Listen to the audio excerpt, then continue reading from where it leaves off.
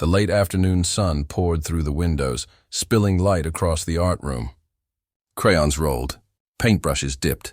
Children's laughter bounced off the walls. June knelt beside a boy, guiding his hand over a crooked tree. "What if the leaves were blue instead of green?" she asked softly. The boy's eyes lit up. "Blue? Like space?" "Exactly," she smiled, but her fingers trembled. She always loved this room. Here, she could disappear from the world outside, even if just for a moment. Then Maggie appeared at the door with a brown envelope. "This just came for you," she said. June wiped her hands on her apron and took it. The envelope was heavy, gilded, silver script spelling her name. She knew whose handwriting it was before opening it. Her breath caught. Inside, the words glimmered. "You are cordially invited to the wedding of Dr. Caleb Grant and Allison Ray. Saturday, June 14th. Her stomach lurched. 2 years ago, this had been her wedding. Napkins chosen, centerpieces saved, vows drafted and memorized. The dress hung quietly in her mother's closet, like a whisper of what could have been. Then 3 weeks before the ceremony, Caleb had called it off. No reason, no explanation. Only a text days later from Allison. "I hope someday you can understand. We didn't plan this. It just happened." She had deleted the messages. She had tried to move on, but now, holding this invitation, it all came rushing back. She could shred it. She could throw it away. She could stay home. But she didn't. She exhaled, steadying herself. The kind of breath you take when you're done crying, not when you're about to start. That evening, in her small apartment, the invitation sat on the desk beside a half-drunk cup of tea. She stared at it. She didn't want revenge. She didn't want drama. She just wanted closure. To walk in with her head high, heart intact. Not to reopen the wound, but to close it properly. The next day, at a small gallery fundraiser, she moved quietly among the children's paintings, explaining the stories behind each one. Then a painting slipped from the wall, purple flowers, painted by a little girl named Emma. She bent down to catch it. But another hand reached first, tall, dark-haired, cool blue eyes that studied her for a heartbeat too long. "I think this one was trying to fly," he said. She looked up. Miles Donovan, the invisible billionaire. No one ever saw him at events, and here he was, holding a child's painting like it was precious. "Emma says flowers should never apologize for blooming wherever they want," she said, smiling softly. He laughed quietly. "I'm Miles Donovan," he said. "June Keller." "I run art programs for kids," she replied. "Sometimes the universe introduces new characters right when the old story refuses to end." She hesitated, then spoke before thinking. "Can you pretend to be my date? Just for one day?" His eyebrows rose. "Try me," she explained quietly, desperately. "It's my ex's wedding. I don't want to go alone." He studied her, calm, unflinching, no mockery. "Just consideration. All right," he said finally. One day, her heart pounded. One day, that was all it took. One day could change everything. The late afternoon sun washed the villa in gold. White roses lined the pathways. String music drifted through the air. Guests arrived in polished elegance, perfect smiles, perfect lives. June stepped out of a sleek black car, her midnight blue dress hugging her figure. Soft waves of blonde hair framed her face. Every heel click on the marble echoed like a heartbeat. Miles walked beside her. Tailored charcoal suit, no tie, collar slightly open. Effortless confidence. Every eye turned. Every whisper began. Inside, the room fell silent. A hush spread across polished floors and crystal chandeliers. Caleb Grant, her ex, stood at the altar in black tuxedo perfection. Allison Ray, her former best friend, the woman who had stepped into her place, glowed in lace and pride. But June didn't falter. Head high, spine straight, heart steady, Miles rested a hand on her back, grounding, protective, silent strength. The vows began. She watched. Pain and memory twined together like old ghosts. Caleb's eyes flicked toward her, a flicker of recognition. Shock. Unease. Allison's smile trembled. But June? She smiled too. Cool. Unreadable. The ceremony ended. Champagne glasses clinked. Music swirled. Guests murmured. June drifted into the reception, Miles at her side, eyes on her, nothing else. The room buzzed with polite chatter, but she felt detached. A spectator in her own story. At their table, a guest leaned toward Miles. "What line of work are you in?" Miles's gaze was steady, calm. "Development," he said smoothly. Another table, Caleb's voice cut sharp. "Amazing what a suit and silence can do," June stiffened. Tension crackled through the air. Miles didn't move, didn't blink. Caleb's smirk faltered as whispers grew. June's heart pounded. Her ex, so confident 2 years ago, was now unsteady under the quiet force standing beside her. Miles' voice broke the room like glass. Calm, sharp, undeniable. Anyone can show up with a +1. But not everyone can reveal the truth. All heads turned. Gasps rippled. The bride froze. Caleb's composure cracked. "You were already seeing her 3 weeks before our wedding," Miles continued, eyes locked on Caleb. "You used her. Made her the perfect fiancée while keeping your real relationship hidden. 2 years of lies, silence. Every glass, every fork, every whisper paused mid-air. June's pulse thundered. She met Miles's eyes, stunned, grateful, awed. Not a stranger anymore.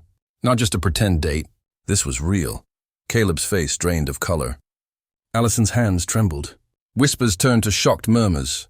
Miles remained poised, unwavering, standing beside her, not just as an ally, but as a protector of her truth. June rose, joined him, and together they walked past the stunned crowd. No words, no revenge, just closure, just the beginning of something else. Outside, the garden waited. Moonlight softened the chaos inside. She sank onto a stone bench. Miles joined her, careful, deliberate. "Not too close, not too far. Just enough. You didn't sign up for this," she whispered. "I walked in," he said. "You had every right to be here." The wind stirred the leaves. A rose petal drifted past. Silence. Calm. Presence. One day. One request, one moment had rewritten everything. June Keller knelt on the polished floor of the Willow House Community Center, surrounded by the scent of acrylic paint, crayons, and shampoo. The late afternoon sun streamed through tall windows, scattering warm golden light across the room. Tiny hands gripped brushes and crayons with fierce concentration, creating galaxies of color on sheets of paper. Every splash of paint, every dab of crayon felt like a small rebellion against the world outside.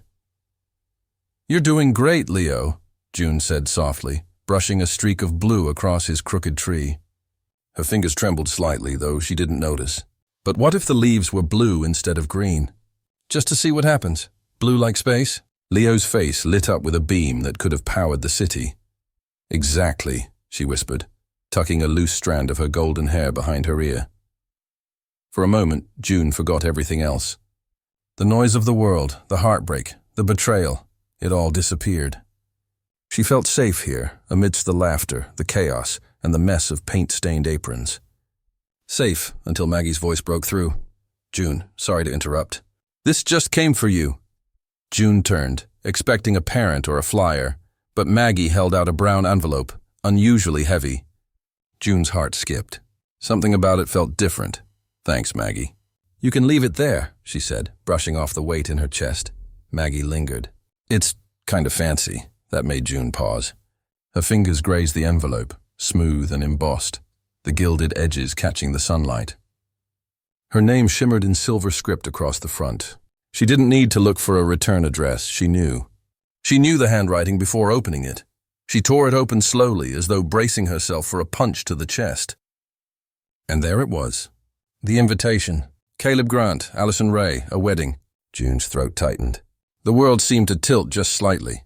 She could still hear the children, their innocent laughter cutting through the haze of memories and pain. June slipped to the back, into the quiet of the supply closet. A papier-mâché giraffe stared down at her, eyes wide and oddly sympathetic. 2 years ago, she had imagined herself here, at a different wedding, a different life. Napkins chosen, centerpieces planned, vows saved in her phone, her white dress hanging in her mother's old closet like a whisper. 3 weeks before that wedding, it was all taken away. Caleb had called it off with no explanation, only a text from Allison later. "I hope someday you can understand." She had deleted them, but not the memory. not the ache. June's hands clenched around the invitation. She considered tearing it up, letting it become someone else's regret. She wanted to stay safe to avoid the pain, but instead she exhaled, the deep, heavy breath of someone who had cried long and hard and was finally done. Back in the art room, she knelt beside Leo again. "Let's try gold," she said, dipping her brush. "Gold makes everything feel a little braver." Her apartment later that evening was small, sunlit, safe, and yet it felt heavier with the invitation on her desk. Tea half drunk, light fading. She stared at it. She didn't want revenge. She didn't want to show off. She wanted control, dignity, closure. June slid it into the envelope and tucked it away. She would go, not for them, not for the past, but for herself. The next morning, she walked into the fundraiser gallery downtown. Canvases lined the walls, painted by children from community programs, bright, uneven, alive. June wore a soft ivory dress, her blonde hair pinned loosely, holding a program list. Her eyes swept the room, half curious, half wary. A painting slipped from its hook. She gasped, bending down, but a hand reached first. Strong, steady. "Careful," came a voice low and measured. June looked up. Tall, dark-haired, sharp features. A suit too elegant for this room. But it was the eyes that caught her. Cool blue, assessing, lingering. "Thank you," she whispered, taking the painting. "I like this one," he said, tilting his head. "It feels unafraid. Emma, she's 6. She says flowers should never apologize for blooming wherever they want." He chuckled softly, offering a hand.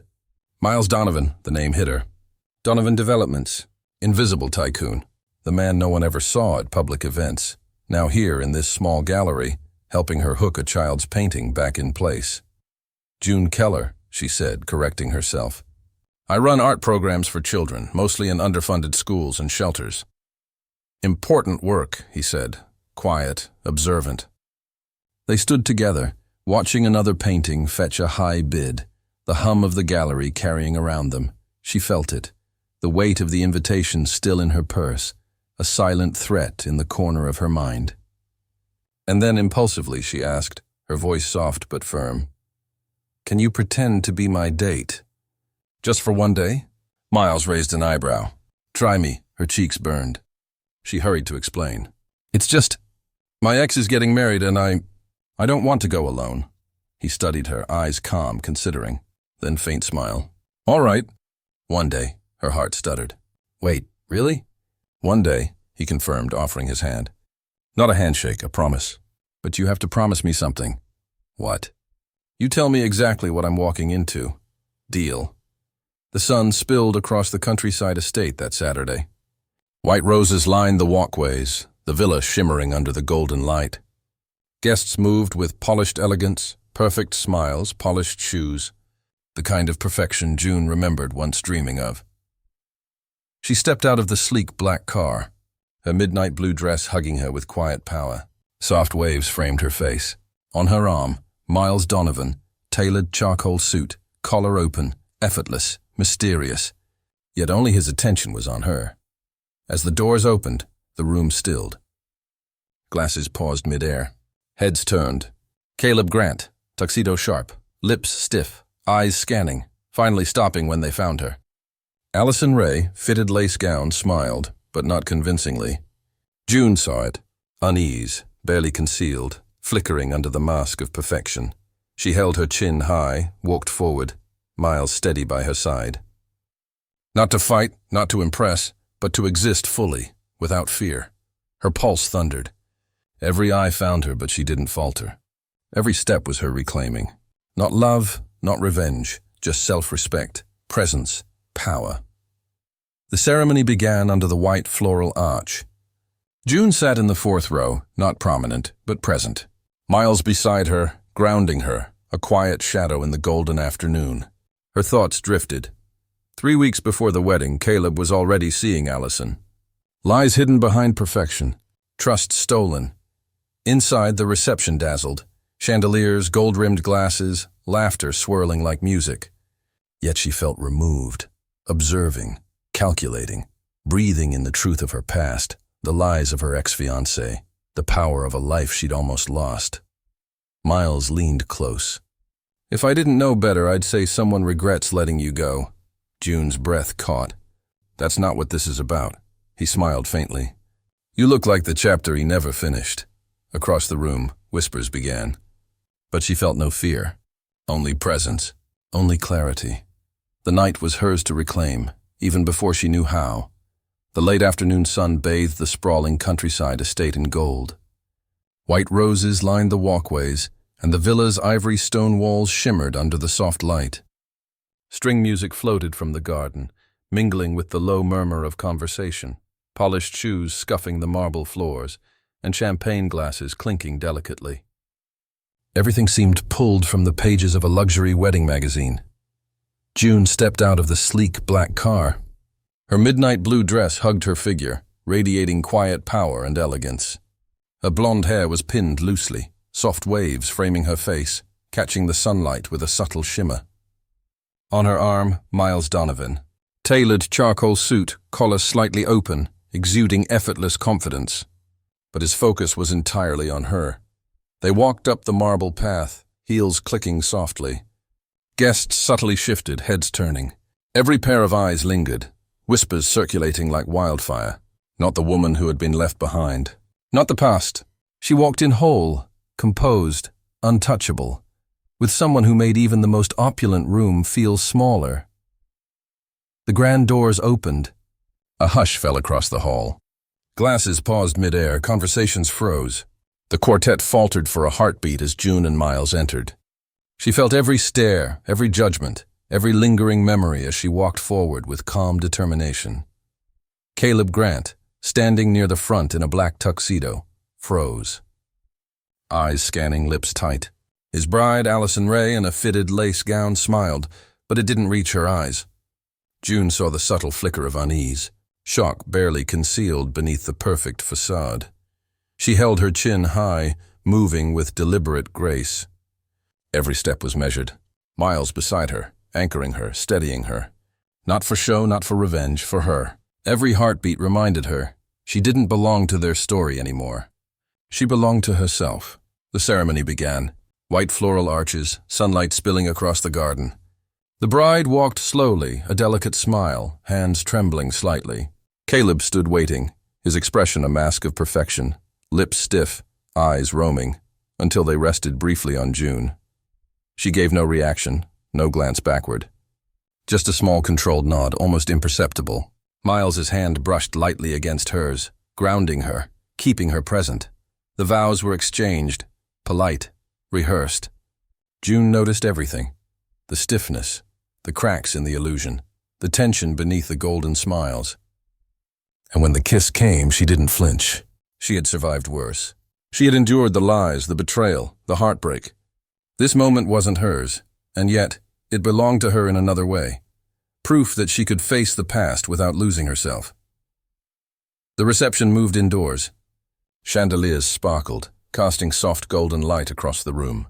Laughter swirled around tables dressed in white linens, gold-rimmed glasses shimmering.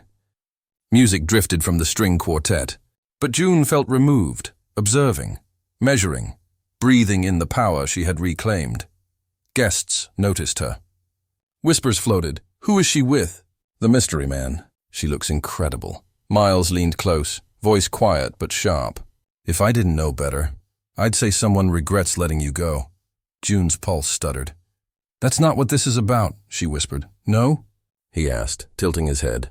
Because from where I'm standing, you look like the chapter he never finished. Her eyes flicked toward Caleb, the man she had once trusted with everything.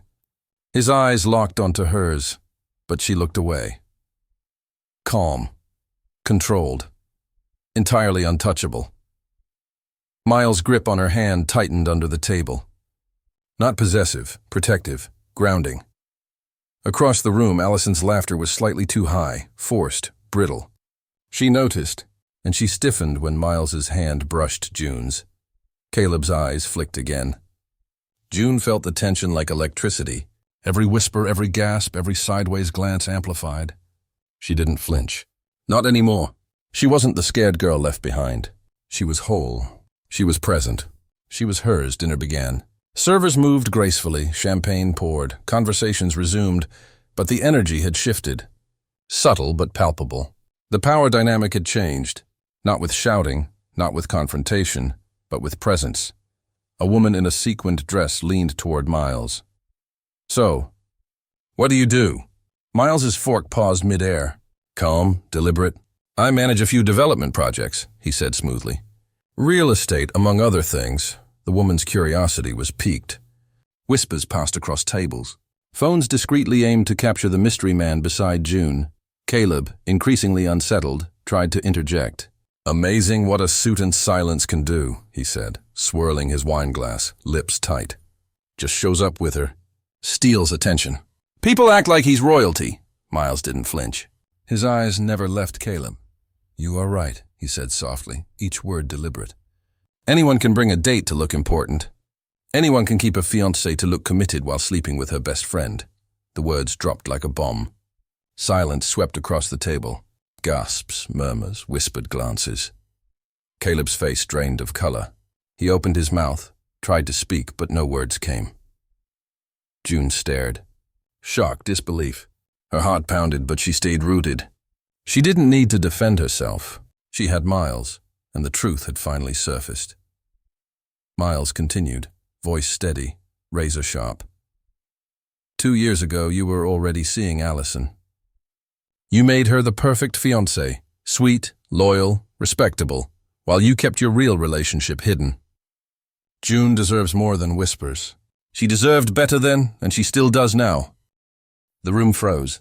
Allison's champagne glass slipped, shattering softly on the floor. Guests gasped. Whispers morphed into murmurs of judgment. June rose slowly, deliberately. Miles extended his hand. She didn't hesitate. Their fingers intertwined. Together they walked away. The whispers followed them, but June felt lighter, freer. She didn't need to explain, justify, or confront. She simply walked forward, leaving the past and the lies behind. Outside, in the moonlit garden, June sank onto a stone bench. Silk dress brushing gravel. She exhaled, letting the tension leave her body.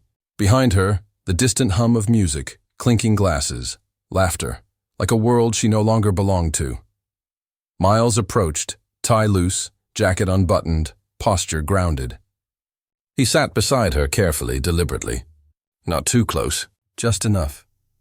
"You didn't sign up for this," she whispered. "I didn't drag you," he said softly. I walked in. "You had every right to be here." June shook her head, hands trembling. "I thought I wanted closure, but maybe I just wanted to prove something to myself. Maybe I wanted to face them. But now..." Miles took her hand, firm, warm, steady. "You asked me for one day. I'm not letting you face it alone." The wind stirred leaves in the hedges. A single rose petal drifted past her feet, quiet, calm, and for the first time, June let herself feel present, grounded. She leaned slightly into him. Not grief, not memory, but reality, here, now, something real, something worth holding on to. By the time they returned to the reception hall, whispers had turned into speculation. Who was this man? How did he know? How had June survived, flourished, and returned with power, grace, and support she had never had before? The wedding carried on, but it had changed. The room, the people, the energy, irreversibly. June and Miles didn't need the applause. They had already won. And in that quiet, intimate connection between them, June realized, some chapters didn't end with heartbreak. Some chapters rewrote themselves. The morning after the wedding, June woke to silence in her sunlit apartment. A faint breeze drifted through the window, brushing the edges of the curtains. But it wasn't peaceful, it was heavy. Her phone buzzed relentlessly on the bedside table. Notifications, messages, social media alerts, headlines screaming her story, from ex-fiancé to mystery billionaire date. Who is June Keller?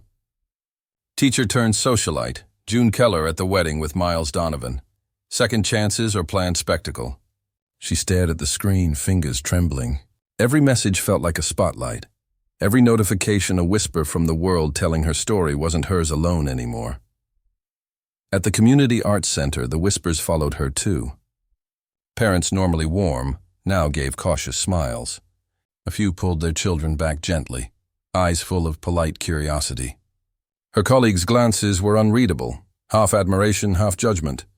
June felt exposed, vulnerable, and yet stronger. She moved methodically, preparing for the day as if the world outside didn't exist. Her hands packed art supplies, cleaned brushes, folded canvases. Each action deliberate, grounding her, tethering her to something real and tangible. The headlines weren't going to change her story. She would. By lunchtime, she made a quiet decision. The folded resignation letter slid across the director's desk. No explanations, no dramatic goodbye, just action. She would disappear before she became someone else's headline again. Even as she left, the world continued to buzz.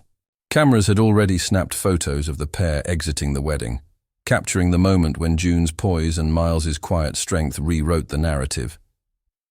Who was this man? Miles Donovan, the invisible tycoon, and why was he at her side? June didn't answer. She didn't need to. Weeks passed. The story lingered, circulating online. The world speculated, dissected, analyzed. But June remained quiet. Miles, however, did not. Every Monday morning, like clockwork, he appeared at the newly built community art space. Not as a headline or a celebrity, just present, silent, observant, caring. June watched him from across the room, teaching, laughing softly, guiding small hands as they painted galaxies, flowers, fantastical landscapes. She noticed the subtle ways he helped, lifting a table, adjusting a canvas, quietly encouraging a shy child. He didn't intrude. He belonged.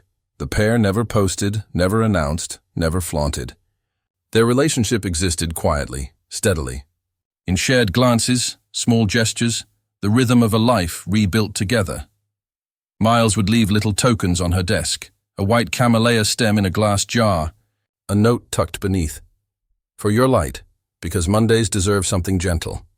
Still your one-day date, June's smile changed every time. Not for the world, not for the camera, for herself. For the quiet affirmation that some love doesn't need an audience to exist. The media, relentless as ever, tried to pry. Rumors, gossip columns, late-night commentary.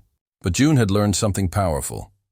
The truth is strongest when you don't need to defend it. She began rebuilding her life, not as a headline, but as a creator, a teacher, a healer. The Arcadia Foundation supported her quietly, donating an old warehouse to transform into a community art studio for children. A place where colors spoke louder than words, and imagination could thrive without rules or judgment. The space was alive. Bright, vibrant, chaotic.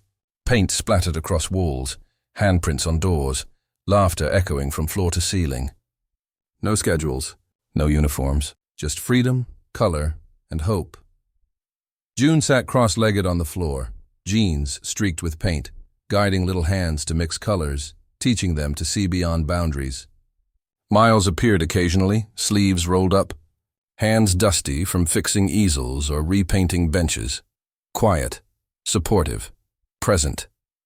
Together, they rebuilt not just a space, but something deeper, a life grounded in trust, shared passion, and unspoken love. The world outside still judged. Headlines still screamed. Photos circulated. But inside the studio, June found peace. Every brushstroke a declaration. Every mural a testament. One day, in the middle of winter, a mural caught her eye. 20 small hands had collaborated with 2 grown-ups who had begun a story with a simple favor, a pretend date that had blossomed into something real. One day, one chance. The mural was bold, swirling blues and golds, brimming with possibility. She traced her fingers lightly over the edge, almost as if greeting an old friend. Miles stepped forward, touching her elbow gently. No words. Just presence. The children didn't understand fully, of course, but they sensed it. The room hummed with energy, laughter, and joy. A moment, quiet yet profound, that seemed to suspend time itself. That evening, after the children had left, June and Miles sat outside with mugs of tea, the fading winter light casting gold across the snow-dusted grounds. Paint-stained gloves rested nearby. Wooden chairs leaned against the fence, a soft reminder of the day's work. They spoke in pieces about everything and nothing. About colors, about stories, about life. about how one day, one small favor, had changed everything. Miles reached for something in his coat pocket. A small velvet box. He opened it with deliberate calm. Inside, a simple, elegant ring. "You asked me to pretend for one day," he said softly, voice steady. "But I've lived every day since, hoping you would let me make it real." June's hands flew to her chest. Heart pounding. Eyes wide, tears forming. The weight of 2 years, the heartbreak, the pain, the growth, settled into this single overwhelming moment. "Yes," she whispered, breathless. "Yes, I will." The room, though empty, seemed to erupt. Memories of chaos, heartbreak, and whispered rumors vanished in the warmth of their laughter. Snow began to fall softly, like the world itself was celebrating this small, quiet miracle. Weeks turned into months. The Keller Donovan Arts Center for Children flourished. Each wall told a story. Every mural, every handprint, a testament to hope, second chances, and the power of a single brave day. June and Miles didn't need validation. They didn't need applause. Every child's smile, every moment of discovery, every quiet act of kindness was reward enough. And in this life, filled with color, laughter, and quiet love, they found something far more enduring than headlines. They found home. They found trust. They found each other. One day, one brave question had rewritten 2 lives, and neither had walked away. The first morning at the new community art center was quiet, almost reverent. Sunlight streamed through wide windows, illuminating dust motes dancing in the air. The smell of fresh paint, wood polish, and possibility filled the space.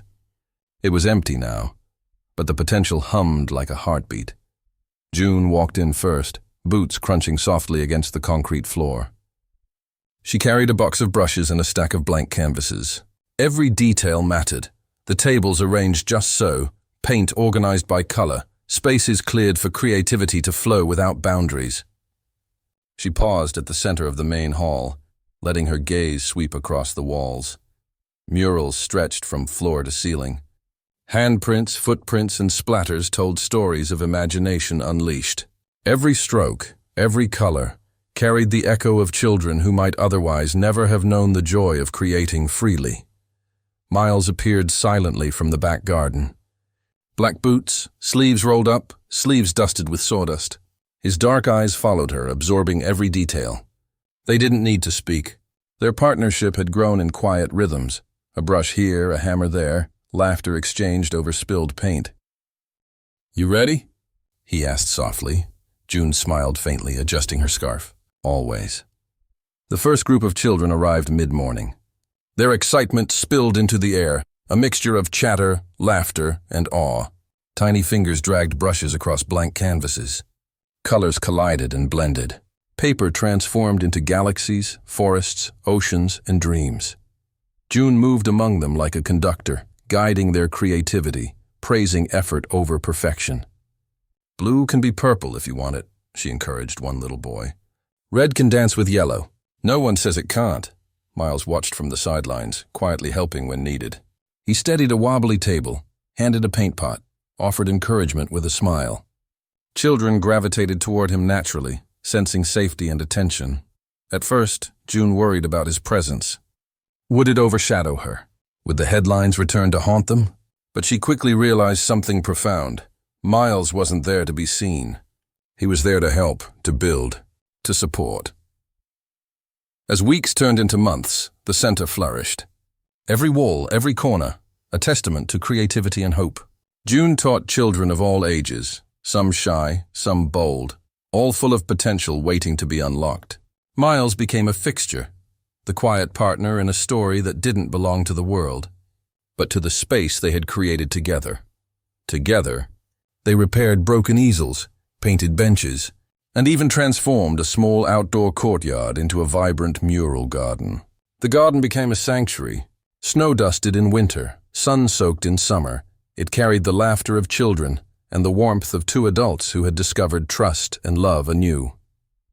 June watched Miles as he painted a bench with meticulous care. A small streak of blue paint had found its way onto his hand. She laughed softly. "Messy," she teased. He smirked, not looking up. "Perfectly messy," he corrected. and in that moment, she realized how much they had healed, not just each other, but themselves. The media inevitably noticed the center. Articles surfaced highlighting the space as an innovative community hub. Local television crews wanted stories of the teacher who had come back from heartbreak and the mysterious billionaire who quietly built art programs.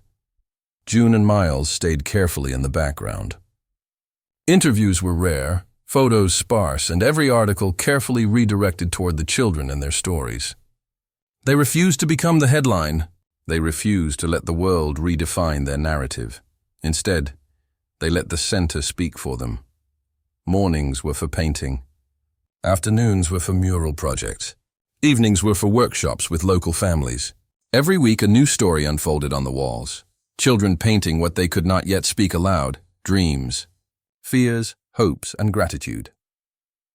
One particularly cold afternoon, June paused to watch a 6-year-old girl, Emma, swirl purple flowers across her canvas.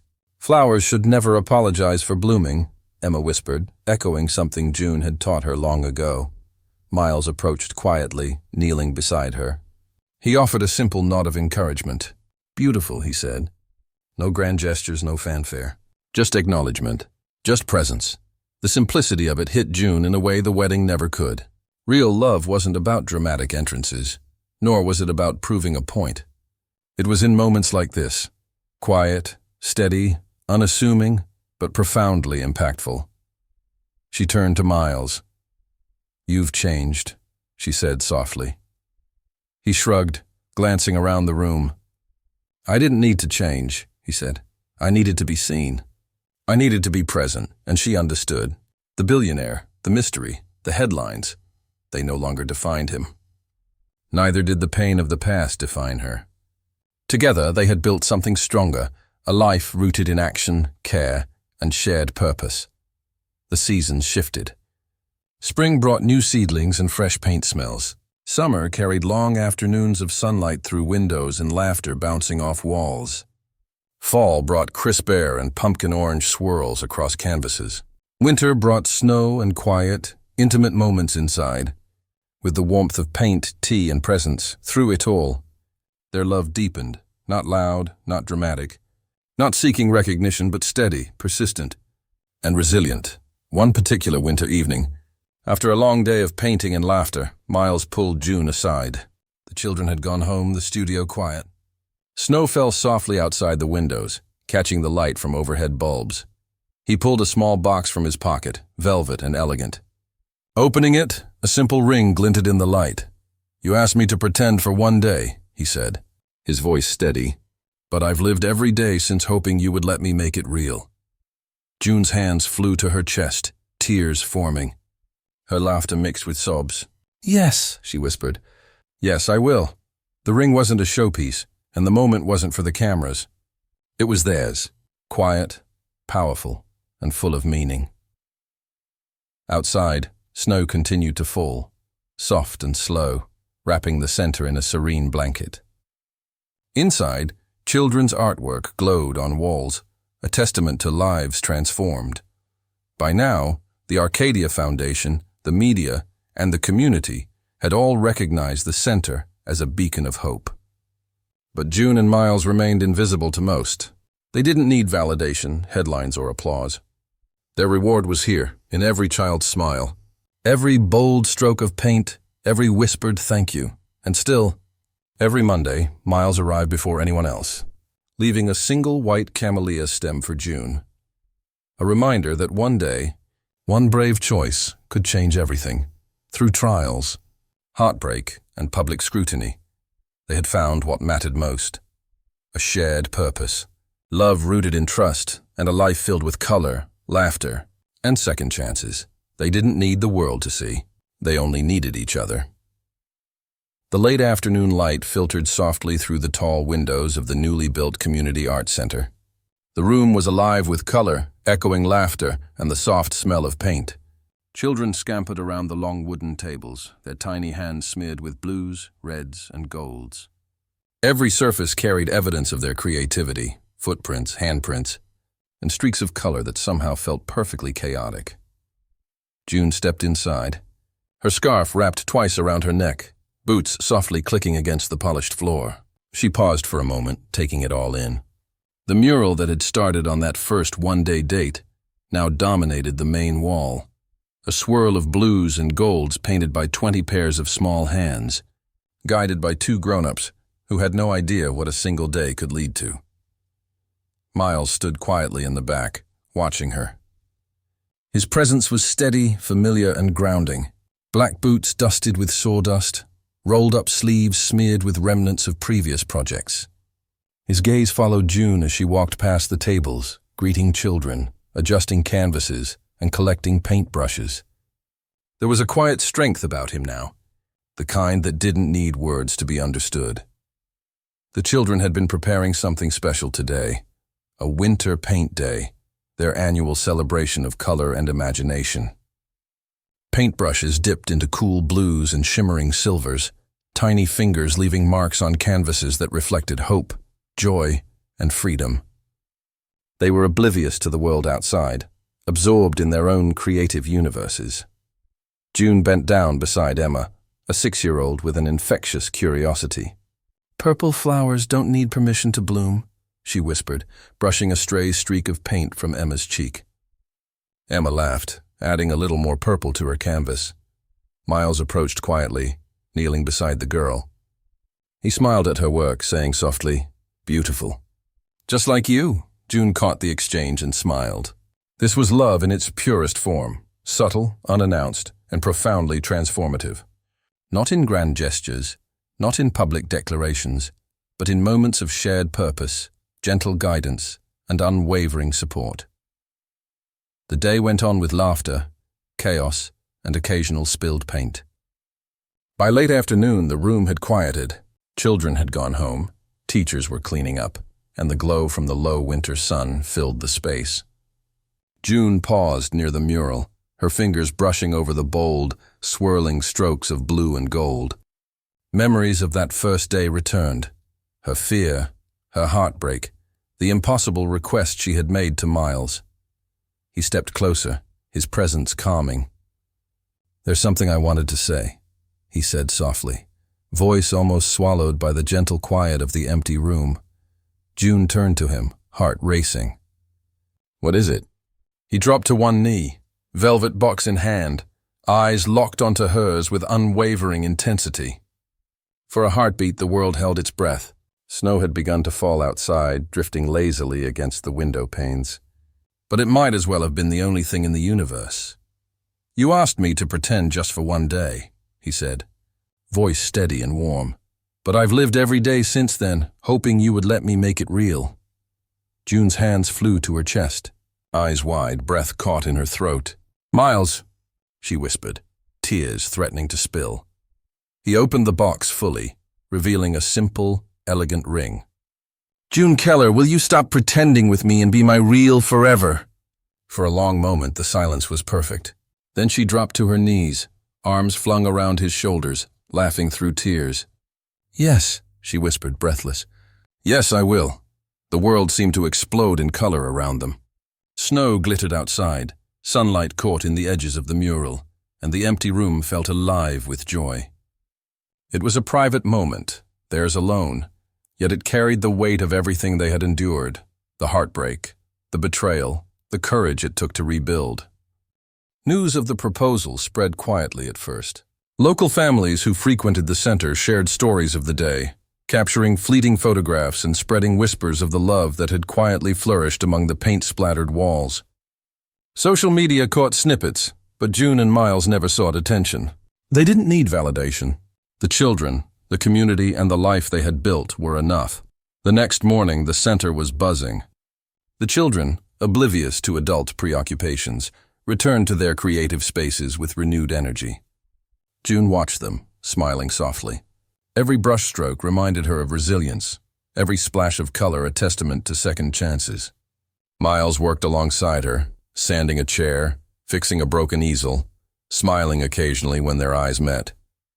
Their love had become a rhythm, steady, dependable, and deeply satisfying. No grand gestures, no staged moments. Just two people choosing each other again and again quietly, without fanfare. As the seasons changed, the the center became a hub of inspiration. Summer brought sunlight streaming through open windows, laughter bouncing off walls and paint drying on eager little hands. Fall carried crisp air, golden leaves falling outside, and murals filled with warm autumnal colors. Winter wrapped the building in snow and quiet reflection, each moment inside vibrant with imagination and care. Miles continued his quiet acts of thoughtfulness. Every Monday he arrived before anyone else, leaving a single white camellia stem for June, sometimes with a note, "For your light," sometimes nothing at all. Each gesture reminded her that love wasn't about grandiose declarations. It was about presence, care, and consistency. June had never felt more seen, more understood. The woman who had once been left behind, the bride who never was, had found her place, not just in Miles' life, but in the world they had created together. Their shared work, their love, their dedication to the children's futures had built something permanent, something meaningful, something beautiful. The couple never sought publicity. They refused interviews, declined magazine covers, and remained intentionally absent from the headlines. But their impact was undeniable. Children flourished, the community thrived, and a small warehouse near the edge of town transformed into a sanctuary of creativity, hope, and second chances. Every corner of the center told a story. Canvases on walls, fingerprints on windows, and the laughter echoing across the floor carried the memory of a single brave day. The day June had asked Miles to pretend. That one moment had changed everything. Evenings at the center became sacred. Children gone, the space quiet, June and Miles would sit in the back garden or on a small bench, tea in hand, reflecting on the day, planning the next project, or simply enjoying the warmth of presence. Their love existed in these quiet rhythms, paint-stained hands brushing against one another, shared glances across bustling tables, soft laughter echoing in empty corridors. One particularly still evening, as snow fell outside and the center glowed warmly from inside, June traced her hand over a section of the mural. Miles knelt beside her, holding a small jar with a single camellia stem. "You never asked how I knew it was your favorite," he said softly. She shook her head, smiling faintly. "I didn't need you to," he replied. "I just knew." It was a quiet testament to the depth of understanding that had grown between them. Love didn't always need words, explanations, or ceremonies. Sometimes it simply existed, in the space shared, in the work accomplished, and in the lives touched. Years passed, but their story never faded. The center became a legacy. Children who once struggled to find a voice discovered creativity, confidence, and joy. The walls bore witness to hundreds of small victories, each stroke of color a mark of hope, resilience, and freedom. June and Miles, though forever linked to the past that had hurt them, no longer lived there. They had forged a new narrative, one of healing, of choice, of love that was real and enduring. They had shown the world and themselves that a single brave question, a single act of courage, could indeed change everything. The Arcadia Donovan Arts Center for Children, who still believe in second chances, stood as a testament to this truth. And in the quiet moments, when the children had gone home and the building rested under the soft glow of sunset or winter snow, June and Miles would sit together, hands intertwined, content in the knowledge that they had found not just love, but purpose, peace, and a life worth living. Sometimes, the world sees grand gestures. Sometimes love is quiet, unseen, and powerful in ways that headlines cannot capture. They had discovered that truth, and in doing so, had created something lasting, together.